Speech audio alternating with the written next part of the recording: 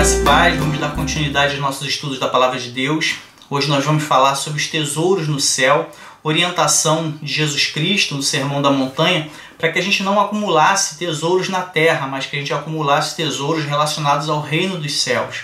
A gente está ali no Sermão da Montanha, no momento em que Jesus estava num monte falando para uma multidão e para os seus discípulos que se achegaram mais perto dele. E ele falava sobre diversos assuntos no Sermão da Montanha, um atrás do outro. A gente tem feito vários vídeos sobre cada assunto. E nesse momento, capítulo 6 de Mateus, do verso 19 ao 24, é onde a gente vai tratar sobre essas questões dos tesouros, que Jesus vai abordar também no Sermão da Montanha. Lembrando aí que a gente está no Evangelho segundo Mateus, que é o primeiro livro do Novo Testamento, numa formação bíblica mais tradicional. E a gente sabe que no Antigo Testamento tudo aquilo que aconteceu antes de Jesus Cristo, no Novo Testamento aquilo que aconteceu a partir de Jesus Cristo. Então a gente está no livro de Mateus, capítulo 6. O Sermão da Montanha, lembrando, a gente falou nos últimos vídeos também, mas vale a pena a gente lembrar, ocupa 3 capítulos no livro de Mateus, então serão vários vídeos, desde os que a gente já tem feito do Sermão da Montanha, mais alguns pela frente. São 3 capítulos inteiros do livro de Mateus, mas a gente também vai encontrar uma forma mais compacta, com algumas variações, no Evangelho de Lucas, capítulo 6, do verso 20 ao 49. Então Jesus fala sobre assuntos diversos e ele também tem um alto padrão de ensino. E ele está falando para uma multidão, e também está falando para os seus próprios discípulos, aqueles que estavam mais próximos dele. E como ele está passando para uma multidão assuntos bem avançados do reino, não assuntos mais básicos, mais basilares do reino, indica que o ministério dele já estava bem estabelecido, porque ele tinha uma multidão de seguidores e já estava ensinando coisas mais profundas para eles. Tentar ser um pouquinho breve nessa questão da localização, porque teve vídeos que a gente mostrou, vídeos anteriores que a gente mostrou até fotos da região atuais, utilizando a ferramenta do Google Maps.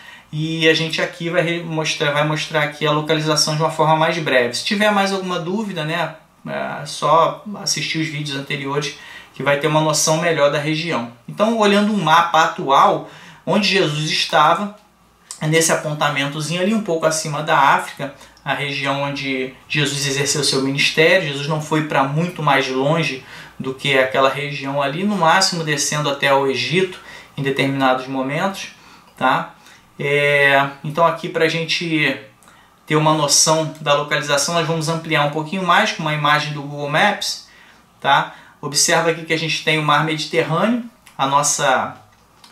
vou colocar aqui em azul, só para a gente ter uma referência para a próxima imagem. Essa partezinha que eu estou pintando em azul aqui é o Mar Mediterrâneo, que separa a África da Ásia. Na próxima imagem ele vai estar à nossa esquerda, tá bom? Então aqui a gente tem uma imagem ampliada utilizando a ferramenta do Google Maps. O Mar Mediterrâneo está aqui à nossa esquerda, Mar Mediterrâneo. E o que a gente tem aqui é o Mar da Galileia. O famoso Mar da Galileia, que muitos vão chamar também de Lago da Galileia, porque na verdade é um grande lago, porque ele é cercado de terra por todos os lados. Ele também é chamado de mar pelas suas dimensões, que ele é muito grande. Então você vai ter praias ali, vai ter uma série de aparências de um grande mar. No próprio Google Maps, nessa altura que eu estou colocando aqui, está aparecendo Cia, que é mar. Mas em determinados momentos o próprio Google Maps vai apresentar Lake, dependendo da visualização que a gente utilize, como a gente já até mostrou em outros vídeos, aparecendo aqui no nome Lake, como lago. Bom? Então esse apontamentozinho vermelho aqui é onde Jesus estaria. Ali mais ou menos a noroeste do Mar da Galileia é onde a gente tem as referências de localizações em que a tradição remonta para que Jesus tenha proferido o Sermão da Montanha. A gente tem ali o Monte das Bem-aventuranças, existem pontos turísticos ali relacionados a esses episódios de Jesus Cristo. Então a gente tem essa localização para ter acontecido o que a gente vai relatar aqui e o que a gente tem falado também em outros vídeos nos ensinos dele do Sermão da Montanha. Então vamos na sequência. Com relação à riqueza,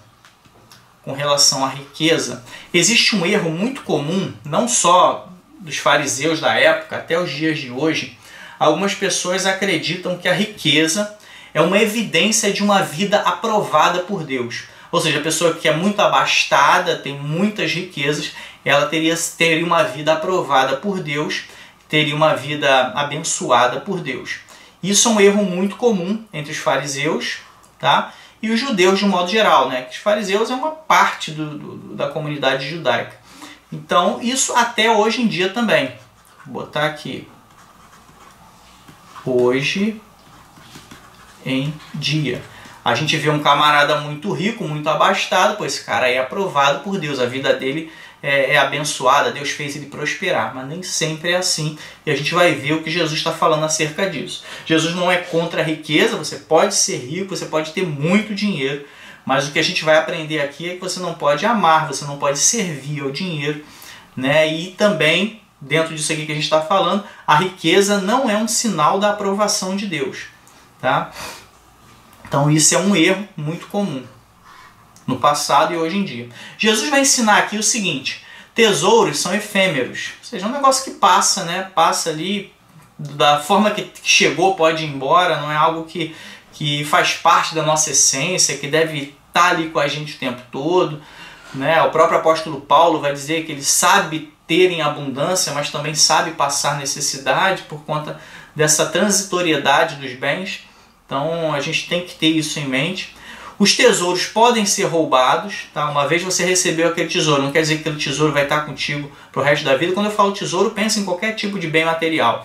Aquilo pode não estar contigo o tempo todo, você pode perder. Tesouros podem ser destruídos, né? Vai utilizar aqui a expressão da ferrugem, a traça, a gente vai ver direitinho no texto. Então eles podem ser destruídos. Você está com ele ali, alguma coisa pode acontecer, a própria corrosão do tempo, ou uma catástrofe, aquilo que você tem ali pode ir embora de uma hora para outra, a gente tem que estar preparado para isso. Os tesouros podem ser perdidos, né? Alguma evidência, algum acontecimento pode vir à tona e você, de repente, não ter mais aquele tesouro porque ele se perdeu em alguma circunstância, né? Um navio afundou com tesouro e você perdeu aquilo ali. Tá? Diversas coisas podem acontecer e os seus bens materiais podem fugir das suas mãos. Tesouros não podem ser levados para o céu. Isso aqui é importantíssimo, é o que vai ser abordado de uma forma mais intensa, né, no ensinamento de Jesus aqui. Nós vivemos em função dos nossos bens materiais, daquilo que nós consideramos tesouros, daquilo que nós achamos que são valiosos, como se aquilo fosse estar com a gente eternamente. E isso não é verdade. O que é da terra vai ficar aqui e o que a gente vai levar para o céu são valores também, né? A gente vai ver aqui que vai ser considerado também tesouro, mas são coisas relacionadas às questões divinas, às questões relacionadas aos céus. Tá? A questão de justiça, moralidade, amor ao próximo. Isso vai continuar com a gente, mas o que for matéria vai ficar aqui. Então a gente não vai levar nenhum bem para o céu, a gente precisa ter isso em mente. É muito óbvio quando a gente raciocina em cima disso agora. Claro, ninguém vai pegar uma quantia em dinheiro, um cartão de crédito, uma conta bancária e vai levar para o céu. Mas nem sempre isso foi claro na vida do homem. Ao longo do tempo, né, algumas doutrinas achavam que de alguma forma os tesouros poderiam ser levados. E mesmo sabendo que não pode ser levado, nós muitas vezes vivemos como se fôssemos levar. Se a gente parar para pensar, poxa, eu não vou levar. Mas a vida que nós levamos na Terra é como se aquele tesouro fosse estar com a gente eternamente. Tá? Então a gente precisa ter isso muito em mente, muito arraigado no nosso coração. Os tesouros não podem ser levados para o céu. Mais uma vez, tesouros relacionados a bens materiais de um modo geral, que nós damos algum valor e consideramos tesouros aqui na Terra. Então vamos para o texto. Mateus capítulo 6, verso 19, vai dizer o seguinte: não ajunteis tesouros na terra. Jesus está sendo bem direto aqui, já está no Sermão da Montanha proferindo seu ensinamento acerca dos tesouros. Não ajuntem tesouros na terra, não concentrem os seus esforços para acumular coisas materiais aqui. Não ajunteis tesouros na terra, onde a traça e a ferrugem tudo consome. Ou seja, aqui tem um hipérbatozinho no texto, Tenta inverter isso aqui que vai ficar mais claro, tá? Onde a traça e a ferrugem consomem tudo. Fica mais fácil de entendimento. Então ele está dizendo aqui, não ajuntem tesouros na terra, onde a traça e a ferrugem vão destruir, né? Coisas do tempo, né? Coisas relacionadas às próprias intempéries, né? A corrosão, no caso de traça, enfim, todas essas questões da terra vão consumir aquilo que a gente está acumulando. Mais cedo ou mais tarde, tudo vai ser deteriorado. E onde os ladrões minam e roubam. Ou seja, não acumulem tesouros aqui na terra, porque eles podem ser consumidos por diversas questões, ou podem ser roubados, né? Podem ser levados por ladrões. Então a gente não tem que se preocupar com isso, porque mais cedo ou mais tarde a gente vai acabar perdendo. Traça e ferrugem é tudo que está na terra será destruído, de uma forma ou de outra, tá? Vai acabar um dia, tá? Tudo tem seu tempo determinado para acabar. Qualquer material que você tem vai sendo corroído, vai sendo destruído, e um dia aquilo ali acaba. Pode ser que acabe bem depois de você, mas de qualquer forma você vai perder aquele item quando você partir para o céu ou para o inferno, porque aquele material não vai contigo, vai ficar aqui. E um dia ele vai ser destruído também. Ladrões, tudo que é seu na terra, um dia não será mais.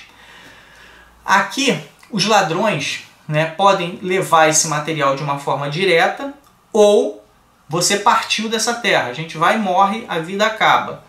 Aquilo que era nosso, um dia vai passar para os descendentes, numa situação mais extrema para o governo, e ainda assim um dia pode ser roubado, vai passar para as mãos de outra pessoa, e o ladrão ainda vai estar sujeito às questões de roubo, né, de furto, de um modo geral. Então tudo que a gente acumula na terra está sujeito a ser levado, seja por ladrões oficialmente caracterizados como ladrões, ou mesmo por governos corruptos que, né, de alguma forma conseguem conduzir ali os bens para fazer parte do governo. Então, ladrões, de um modo geral, podem tomar posse daquilo que é nosso. E Jesus já está orientando isso, cara. Você não tem que ajuntar tesouros, não tem que se preocupar com esse acúmulo de riquezas, porque os ladrões podem minar e levar esse material. Aqui, a gente vai ver uma contraposição entre na terra e outro lugar. Existem bens e valores espirituais que permanecerão na eternidade. Jesus está falando assim, não ajunteis tesouros na terra. Isso dá a ideia que a gente pode ajuntar tesouros em outro lugar. Como assim outro lugar se a gente ainda não tem viagens espaciais e tudo mais? Jesus está fazendo uma contraposição entre terra e céu.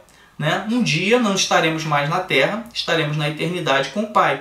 E existem coisas, não materialmente, especificamente falando, mas coisas que a gente pode levar para a eternidade com a gente. Aí são as questões de justiça, moralidade, amor a Deus, amor ao próximo. Então essas coisas vão fazer parte da gente para sempre. Essas questões espirituais não serão corroídas pela traça, pela ferrugem, também não vão ser roubadas. Não tem como ladrão roubar a minha idoneidade moral, por exemplo. Eles não tem como fazer isso. Eles podem me machucar, podem me torturar, podem até tirar a minha vida, mas não conseguem levar aquilo que está dentro de mim, que são princípios, valores relacionados ao reino dos céus.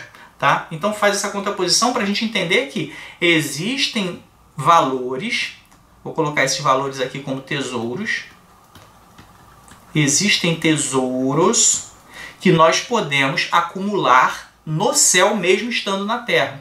Eles vão permanecer com a gente pela eternidade. Tá bom? Então vamos continuar. Mateus capítulo 6, verso 20. Mas ajuntai tesouros no céu. A gente mesmo estando na terra, a gente consegue acumular tesouros que estarão com a gente pela eternidade. Ajuntai tesouros no céu, onde a traça nem a ferrugem consomem. Vai ter traça no céu? Não, a traça não vai corroer nada no céu, porque não tem o que ser corroído no céu. Lá, até o nosso corpo, como a gente vai ver em outros textos, espero em Deus falar sobre isso mais para frente, nós vamos ter um corpo incorruptível. Até o corpo nosso não vai ser formado de matéria. Tá? A traça e a ferrugem não tem como corroer nada lá, porque não tem nada material lá para ser corroído. E nem matéria que corroa matéria. Tá? Então a gente não vai ter traça nem ferrugem lá para destruir os nossos tesouros.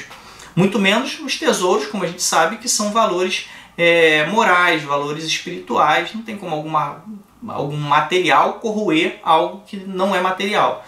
Tá? E onde os ladrões não minam e nem roubam. Ou seja, primeiro que não vai ter ladrão no céu, né? E não vai ter nada lá no céu que possa ser roubado. Tá? A gente precisa entender aqui dos nossos apontamentos, ó, mesmo na terra nós conseguimos ajuntar no céu, mesmo estando aqui. É só a gente acumular aquilo que faz parte da nossa essência moral, nosso senso de justiça. Essas questões vão acompanhar a gente. Então, daqui a gente consegue acumular para lá. Não há destruição lá, como a gente falou, não vai ter traça, não vai ter ferrugem e também não vai ter roubo. Por que não vai ter roubo? Primeiro que o que está lá não pode ser roubado e segundo que os ladrões não vão para o céu. Tá? Uma pessoa roubou, depois se arrependeu. Tá bom, ele vai para o céu. A gente tem um próprio exemplo na Bíblia. O ladrão da cruz se arrependeu ali. Senhor, lembra-te de mim quando entrar no teu reino. Ele estava reconhecendo Jesus como Senhor. E Jesus vira para ele e fala, hoje mesmo estarás comigo no paraíso. Esse, entre aspas, ladrão foi para o céu. Mas por que ele foi para o céu? Porque ele se arrependeu. A partir do momento que ele se arrependeu, ele não era mais ladrão. Então é até um equívoco nosso, por isso que eu botei entre aspas, é até um equívoco a gente falar, o ladrão da cruz foi para o céu. Não, quando ele foi para o céu, ele deixou de ser ladrão. Na verdade foi primeiro para o paraíso, é toda uma questão teológica aqui envolvida. Primeiro ele foi para o paraíso, depois que ele vai para o céu no juízo final. E tanto que Jesus fala isso, hoje mesmo estará comigo no paraíso. Jesus não falou hoje mesmo estarás comigo no céu, falou no paraíso. Então de qualquer forma, por que ele foi? Ele deixou de ser ladrão. O texto bíblico é muito claro quando diz que os ladrões, aqueles que permanecem no roubo, permanecem no furto, eles não vão para o céu. As pessoas, na verdade, que permanecem em qualquer pecado e não se arrependem, elas não herdarão o reino dos céus. Olha o que está escrito em 1 Coríntios 6,10. Não erreis, tá? Não erreis, não é para você errar mais. Nem os devassos, nem os idólatras, nem os adúlteros, nem os efeminados, nem os sodomitas, nem os ladrões, nem os avarentos, nem os bêbados, nem os maldizentes, nem os roubadores herdarão o reino dos céus. Ou seja, os ladrões, vou botar aqui roubadores, porque para a gente parece que é a mesma coisa, né? Mas nos textos originais a gente vai encontrar ali algumas particularidades mostrando que existia uma visão diferente entre aqueles que roubavam como ladrões e existe aqueles que roubavam como aqueles que tomavam posses indevidas daquilo que já estava com eles. Tá? Esses seriam os roubadores. Ladrão é aquele que vai lá por meio da violência e rouba, ou então sem que ninguém veja vai lá e pega e leva, furta aquele material. Esses são os ladrões. Agora os roubadores, a palavra que está por trás de roubadores lá, dá a ideia de alguém que toma posse indevida. O cara já está com alguma coisa ali, como acontece, por exemplo, com os governantes, ou alguém que está tomando conta de alguma coisa, ele toma posse daquilo que não é dele e se mantém por algum artifício com aquele material indevidamente. Seria um usurpador, né, daquilo que não lhe pertence. Então, o que a gente tem aqui? Os ladrões não vão para o céu, e a gente tem várias outras categorias aqui que acho que não interessa para a gente aqui explorar. De repente, quando a gente chegar em Coríntios, a gente fale claramente de cada um deles, mas já dá para a gente se preocupar um pouquinho, porque muitas dessas práticas são comuns nos dias de hoje. Você pode analisar isso friamente enquanto lê esse texto, percebendo que muita gente não vai para o céu por conta de várias práticas que hoje em dia a gente vê. Ladrão, como a gente está aqui, ó, ele rouba por meio da violência ou furta. É interessante que a origem dessa palavra é o klepten, que significa ladrão, que é o que está aqui. A gente lembra até da kleptomania, né? Aquela doença da pessoa que rouba as coisas dos outros, que furta, né? Algumas vezes nem vê a pessoa roubando. A kleptomania vem dessa palavra, de klepte, que é ladrão, né? Do grego. É a palavra que está atrás disso daqui. Tá? E os roubadores, na verdade, eles retêm ou desviam o que já está nas suas mãos. Aí o grego que está aqui, vou tentar escrever os dois aqui, apesar de serem as letras gregas. Esse aqui é os ladrões, tá?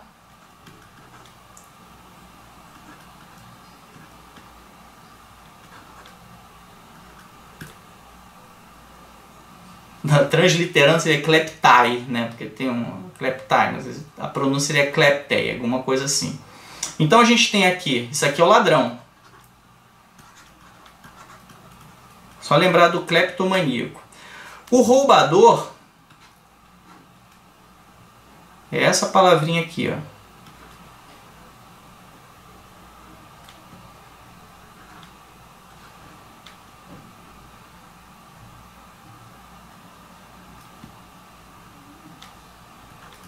Isso aqui é o roubador.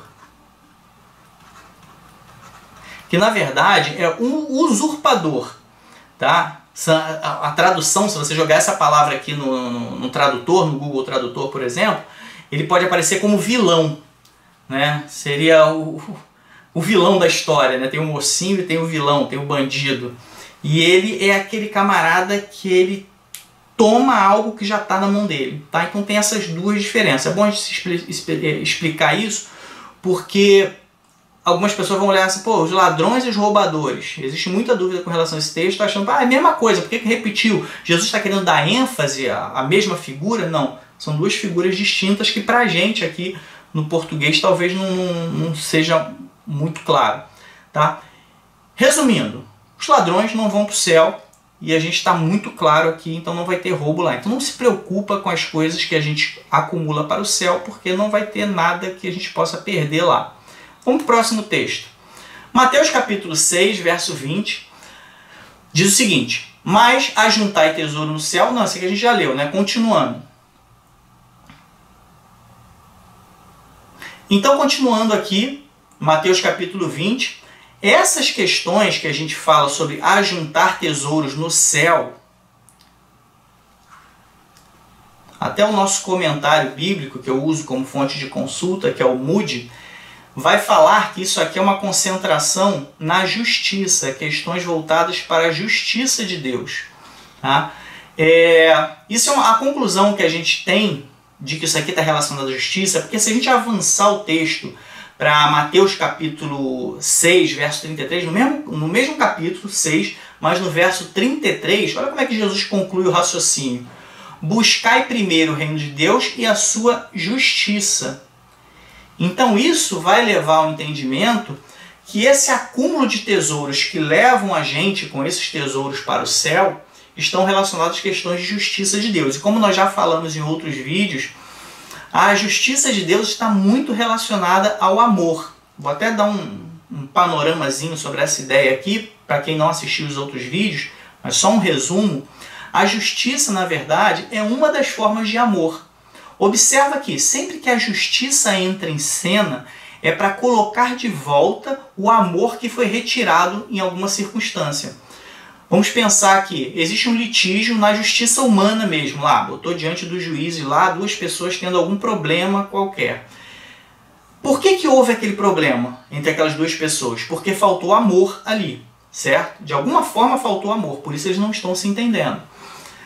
Aí recorre ao juiz. O que o juiz vai fazer? Vai tentar colocar o amor de volta ali. Aí ele vai poder favorecer um e prejudicar o outro, ou algum acordo que possa favorecer os dois, né? Ou então favorecer o outro e prejudicar o um. Então o que o juiz, a figura do juiz, tenta de alguma forma fazer? Recolocar o amor faltante. Então a justiça, vou até escrever aqui, ó. A justiça de Deus, por mais que a gente tenha a visão muito de justiça como algo punitivo. Eu vou colocar na justiça, eu vou prejudicar aquele cara. A ideia da justiça é aproximadamente a ideia de amor. Porque é a recolocação do amor. Tá? A gente recoloca o amor por meio da justiça. Então a justiça de Deus não é só uma justiça punidora. Observa que quando a justiça de Deus ou a justiça é feita diante dos homens, de alguma forma, uma pessoa que foi muito prejudicada, ela vai ser beneficiada. Então aquele amor que faltava antes, ele vai ser reposto no momento em que a justiça é colocada em cena. Então a gente precisa, como cristão, tirar essa ideia de que a justiça é sempre o castigo. Não, aquele cara, a justiça foi feita, aquele cara foi prejudicado. Não, a justiça foi feita porque o anterior prejudicado foi beneficiado também. Então a justiça é um equilíbrio ali daquele amor que não houve anteriormente. Tá?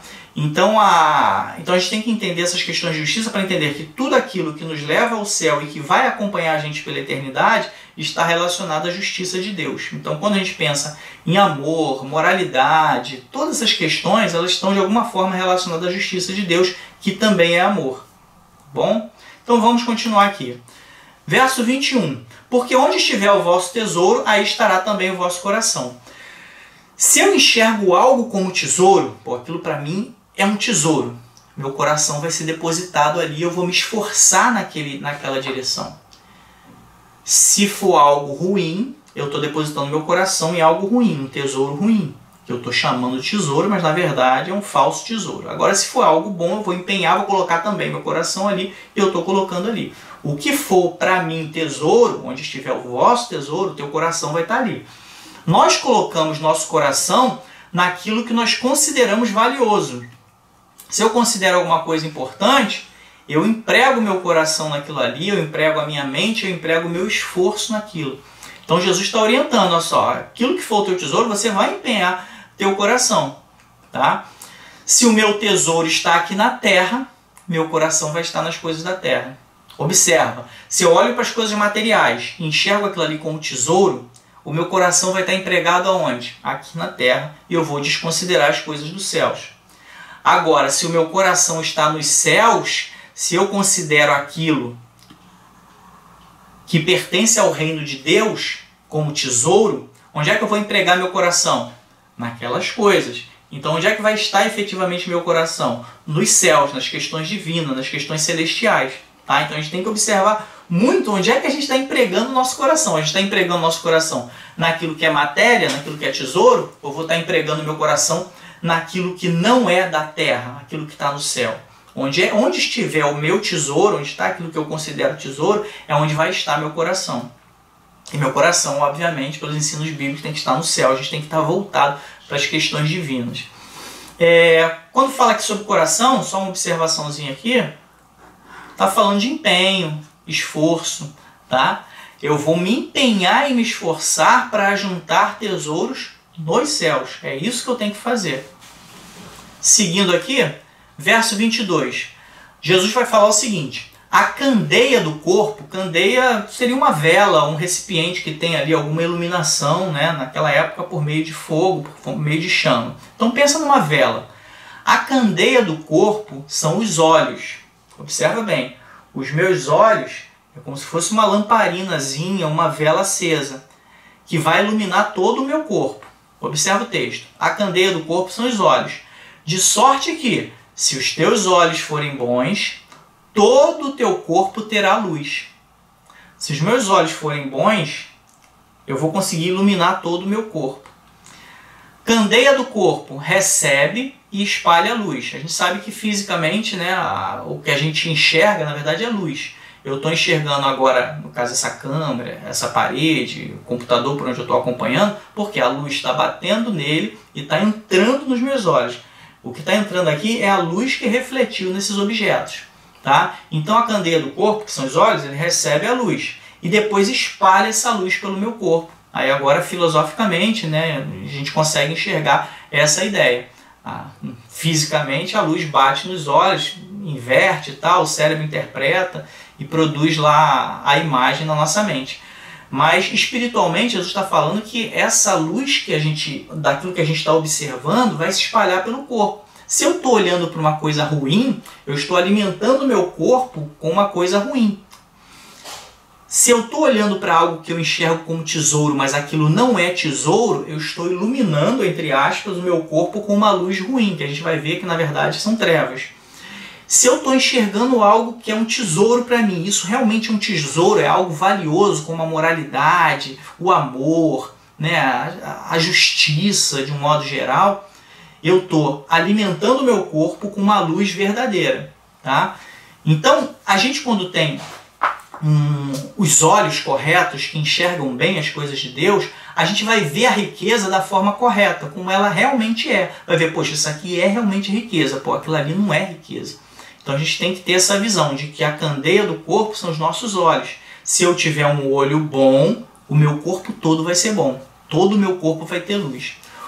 Os olhos iluminam o corpo. Se enxergamos coisas boas, o corpo vai ser iluminado. Tá bom? Quer ter uma vida iluminada, um corpo iluminado por Deus? Passa a enxergar com os teus olhos as coisas boas, as coisas que vêm da parte de Deus. Então a gente segue aqui, ó.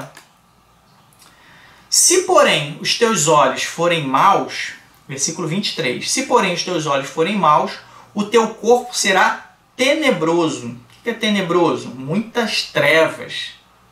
Se os teus olhos forem maus, se os teus olhos forem bons, teu corpo vai ter luz. Se os teus olhos forem maus, veem as coisas de uma forma errada, vê as coisas que para você são valiosas, mas na verdade não tem valor, são coisas terrenas, a tua vida vai ter trevas, tá? Se, portanto, a luz que em ti há são trevas, quão grandes serão tais trevas? Vamos aqui para os apontamentos primeiro, para depois explicar a segunda parte do versículo. Os olhos iluminam o corpo. A gente já viu isso. Os olhos iluminam o corpo segundo os princípios de Jesus.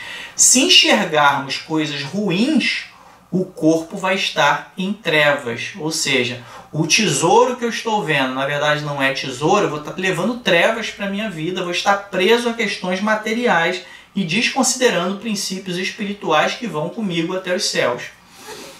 Agora vamos observar essa segunda parte aqui, que diz o seguinte: se, portanto, a luz que em ti há são trevas, imagina, a luz que há em mim, está dentro de mim. Eu enxerguei e tenho olhos ruins.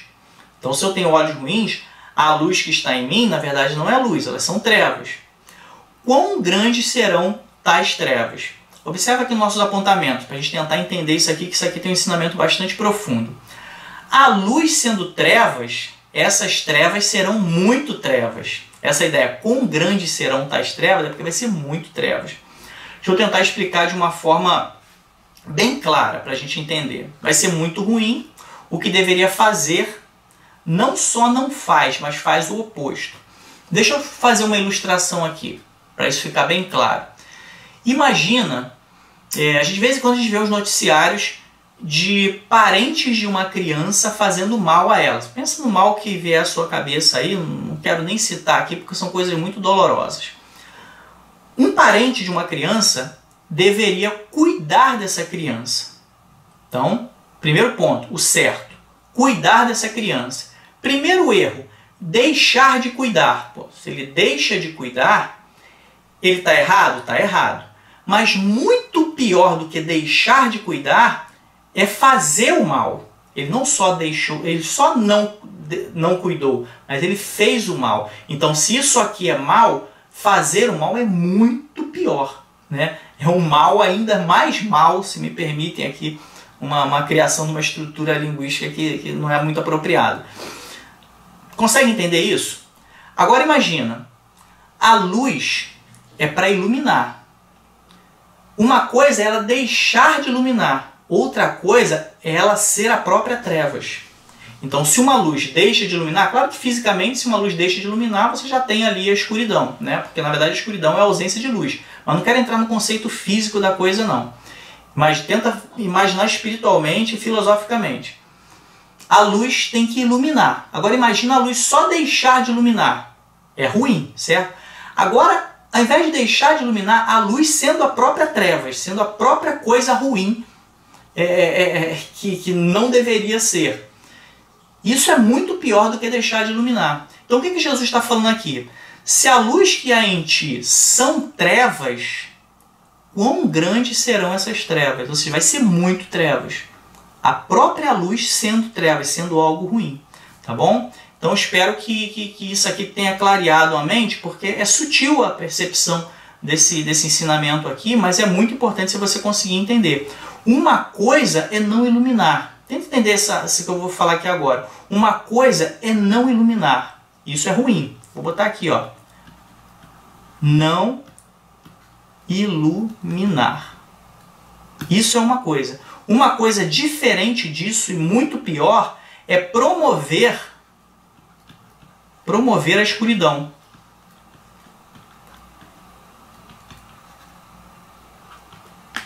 Consegue perceber a diferença? Não iluminar é ruim. Você promover a escuridão é muito pior. É o que ele está falando. A luz sendo trevas. A luz sendo já algo ruim.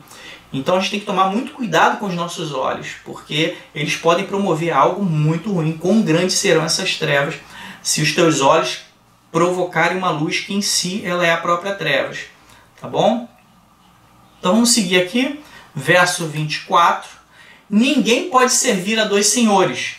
Aqui que a gente tem a conclusão que a gente percebe que Jesus ainda estava falando nos versículos anteriores da questão da riqueza, porque ele conclui aqui com Mamon, que vai ser associado às riquezas. Nesses versículos que a gente acabou de falar, se você ler ele isoladamente, você pode ter a impressão que Jesus tinha mudado de assunto, né? Mas aqui a gente tem a conclusão que ele ainda está no mesmo assunto. Ninguém pode servir a dois senhores, porque ou há de odiar um e amar o outro, ou se dedicará a um e desprezará o outro. Não podeis servir a Deus e a Mamon. Vamos lá. Dois senhores. Jesus começa a falar que a gente não pode servir a dois senhores. Se eu tenho dois senhores, eu vou ter deveres distintos. Cada senhor vai pedir para eu fazer uma coisa. E esses deveres distintos podem ser até antagônicos. Um pode mandar eu ir para uma direção e o outro eu posso ir para outra direção. E eu tenho a questão do tempo dedicado. Se eu tenho dois senhores, como é que eu vou dividir o tempo para servir realmente os dois? Jesus fala, não posso servir a duas coisas ao mesmo tempo. Não pode servir a dois senhores ao mesmo tempo. Porque ou você vai odiar um, tá? E vai amar o outro. Odiar. A contraposição aqui entre odiar e amar. Ou, numa outra hipótese mais branda, que não fica a oposição entre ódio e amor, é a questão da dedicação. Você pode se dedicar mais a um e vai desprezar o outro. Tá? Então tem a questão do tempo dedicado. A questão de ser um servo, ser um empregado, ser um escravo, né, em algumas ocasiões, é uma condição de exclusividade. Ou você é exclusivo de Deus e serve integralmente a Deus, ou você não consegue servir a Deus. Porque você não pode se dividir. No final aqui a gente vai ver e vai comentar, está fazendo a oposição entre Deus e Mamon. Isso aqui, ao que tudo indica, está se relacionando a riquezas. Inclusive, algumas versões bíblicas, como NVI, né? Até botei aqui, NVI, NTLH, né? Nova tradução da linguagem de hoje, vai estar dinheiro no lugar de Mamon, não vai estar escrito Mamon. Tá? Então a gente tem essa questão de exclusividade, a gente pode ter essa questão de amor e ódio, ou pode ter a oposição entre dedicação e desprezo. Então Jesus está falando, não dá para se dedicar a duas coisas ao mesmo tempo. E observa que aqui Jesus está colocando a riqueza como um senhor. O início do versículo está falando assim, ninguém pode servir a dois senhores. E lá no final, quais são os dois senhores que ele usa como exemplo? Deus e riquezas. Ele está colocando as riquezas numa condição de senhor ou numa condição de Deus. A gente tem que tomar cuidado com isso, que a partir do momento que eu foco nas coisas materiais da terra, eu posso estar servindo aquelas coisas e não as riquezas me servindo. Se eu coloco toda a minha vida em função das riquezas, o que eu vou estar colocando? Aquelas riquezas como senhor da minha vida. E a partir do momento que ele é senhor da minha vida, eu sou escravo delas. Observa que Jesus não condena a riqueza. A gente na Bíblia tem várias pessoas, servos de Deus fiéis, que tinham muitos bens. A gente tem Abraão, a gente tem Jó. Jó tinha muitos bens, perdeu, depois recuperou muito mais. Né? A gente tem vários que tinham muito dinheiro. E a Bíblia não condena isso. O que Jesus está condenando aqui é você servir as riquezas, colocar elas como tesouro, que na verdade não são. Tá? A gente também vê aqui Jesus condenando a escravidão à riqueza. Tá? E a gente vai ver também em outros textos, né? O amor à riqueza é o princípio de todos os males, mas esse é assunto para um outro vídeo. Então, o amor, a escravidão, as riquezas, aos bens materiais, aquilo que nós chamamos de tesouros, mas são coisas da terra. Isso que Jesus está condenando. Tá bom? Então, acho que aqui a gente consegue clarear e avançar aqui para a nossa conclusão. E aqui, como a gente tem feito nos últimos vídeos, deixando uma conclusão, uma recapitulação para fixar bem o conteúdo. Primeiro que a gente tem que lembrar aqui, riqueza não pode ser um senhor da nossa vida. Tá? A gente acabou de falar, foi o último versículo que a gente falou sobre isso. Então está fresquinho na nossa mente. Deus deve ser o nosso Senhor. Se eu passo a me dedicar às riquezas, eu estou me dividindo. Jesus está falando, não pode se dividir entre dois senhores. Ou você escolhe servir a Deus e pensa nos tesouros relacionados aos céus, ou você vai acabar se dedicando às riquezas e vai se dedicar, no caso aqui a tradução para Mamon, alguns considerando ele como sendo um Deus relacionado às riquezas, e você vai ter um outro Deus que não é o próprio Deus, o Senhor, Criador dos céus e da terra. Tá? Então, a riqueza não pode ser um senhor da tua vida. Ela tem que existir para te servir, não você servir e viver em função das riquezas. Tá? O nosso foco deve estar nas riquezas relacionadas ao reino dos céus. A gente tem que pensar nas riquezas que me levam aos céus e nas riquezas que estarão comigo pela eternidade. E certamente que os nossos bens materiais não estão incluídos entre essas riquezas. Tá? Primeiro que no céu não vai ter matéria, e segundo que a gente não consegue carregar nada daqui para lá que for material. Riquezas materiais são perdidas, isso a gente viu lá no início. Tá? A nossa preocupação com relação aos nossos bens materiais é muito, mas muito vão. Né? A nossa preocupação é vã, melhor dizendo. Por que é uma preocupação vã? Porque a gente está preocupado com algo que daqui a um pouco já não vai ser nosso mais. Tá? A gente não tem que se preocupar com as riquezas que mais cedo ou mais tarde vão deixar de ser nossas.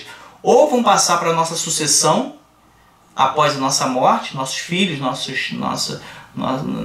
as mulheres, a minha esposa, a sua esposa, no caso você que é mulher, o seu marido, na ausência, né, de esposa, de marido, vai para os pais, vai para os irmãos, enfim, mais cedo ou mais tarde isso vai deixar de ser seu. E mesmo nessa sucessão, isso pode ser perdido. Essas mesmas riquezas vão estar sujeitas às intempéries, né, à corrosão, às traças, aos ladrões. Está sujeito. Passou por demais, vai ficar com eles para sempre? Não. Está sujeito ao que você de repente não vivenciou, mas eles vão estar sujeitos. Então a gente sempre tem que pensar nos tesouros relacionados às coisas de Deus. Porque as nossas riquezas materiais, mais cedo ou mais tarde, serão perdidas. A visão que temos das coisas iluminam nossas vidas.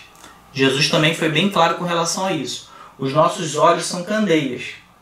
A forma como eu enxergo as coisas é que vai iluminar a minha vida. Se eu estou vendo uma coisa, eu estou enxergando aquilo como tesouro, e aquilo não é tesouro espiritual, não é um tesouro da parte de Deus, o que eu estou fazendo? Eu estou levando trevas para a minha vida. Ao passo que eu estou enxergando algo relacionado aos ensinamentos de Deus, aquilo efetivamente é tesouro, e eu estou vendo aquilo ali como tesouro, como amor, justiça, enfim, tantas outras, a moralidade, tudo aquilo que Deus ensinou para a gente de um modo geral nas Escrituras, eu vejo aquilo como tesouro e trato aquilo como tesouro, coloco meu coração naquilo, eu estou levando luz para todo o meu corpo, eu estou iluminando o meu corpo com aquela visão que eu tenho do que é realmente tesouro, do que realmente vale, do que realmente tem valor, tá bom? Então aqui a gente conclui, tá bom? A nossa aula acerca dos tesouros no céu, e convido você aí a me seguir, tá bom? Eu tenho aqui minha mídia pessoal, que é Glauco Rocha Machado, tá? Instagram, Facebook, você pode ir lá me seguir. Só peço sempre que no Facebook, se você faz uso do Facebook, manda uma mensagem no Messenger, né, no privado do Facebook, só informando, assisti teu vídeo e tal, tô te adicionando, aí eu vou aceitar. Porque tem muito pedido lá no Facebook que eu nem olho, que parecem perfis fake, não sei de onde está vindo, né? Às vezes não tem nada, só está adicionando. No Instagram não, é só chegar lá e seguir. Então só costumo fazer esse adendo. Facebook, manda uma mensagenzinha que aí eu vou aceitar. No Instagram não, fica à vontade, é só chegar lá e seguir. Glauco Rocha Machado. Nós temos aqui o nosso site, colunadefogo.com, que tem esses vídeos e mais um monte de material. É o meu blog pessoal, eu coloco aquilo que eu acho que devo colocar lá. Então tem muito material lá, pode ser que tenha materiais que você vai gostar. E o nosso youtube.com/coluna de fogo, que é o canal onde provavelmente você está assistindo. Hoje é a nossa plataforma principal, pode ser que mais para frente a gente consiga colocar em outras plataformas, mas o YouTube é a nossa plataforma principal. Eu peço que você se inscreva, isso é muito importante para a gente. Mais de 90% de quem está vendo os nossos vídeos não são inscritos, né? Então, se você está assistindo e não é inscrito, se inscreve lá. Isso vai favorecer que esse vídeo chegue em outros lugares. Por quê? Qualquer tipo de interação com o vídeo, sempre tenho explicado isso nos últimos vídeos, interação como inscrição, curtida, né, comentário, deixa um comentário, de repente eu deixei de falar alguma coisa, você complementa aí nos comentários. Qualquer tipo de interação vai ser analisado pelos algoritmos do YouTube como relevância para esse vídeo. Então, aquelas buscas que as pessoas fazem, de repente ela está buscando algum conteúdo parecido, vai aparecer para ele. porque foi um vídeo que teve bastante interação e os algoritmos leram a interação dessas pessoas, tá? Então faz esse favor pra gente, você vai estar se ajudando e ajudando a gente também a alcançar mais pessoas com esses estudos.